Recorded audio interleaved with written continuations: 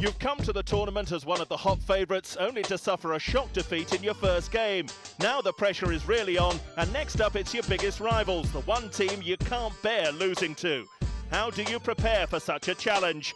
If you're the Netherlands, the answer is obvious. Start squabbling with each other. Discontent is as predictable with the Dutch as that disease that used to kill trees.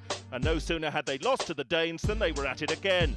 Rafael van der Vaart was in first, moaning about his lack of a starting place for the game in Kharkiv.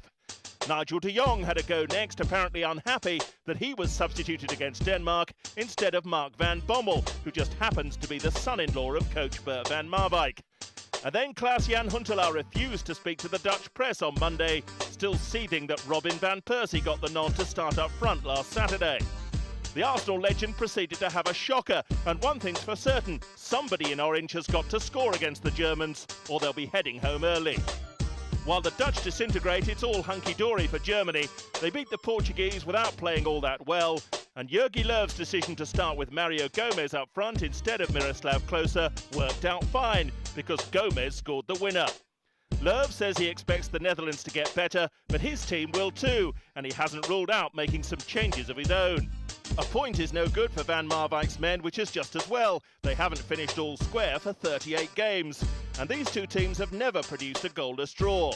So you can put your mortgage on 0-0 in Kharkiv, followed by a whole lot more moaning from the Dutch.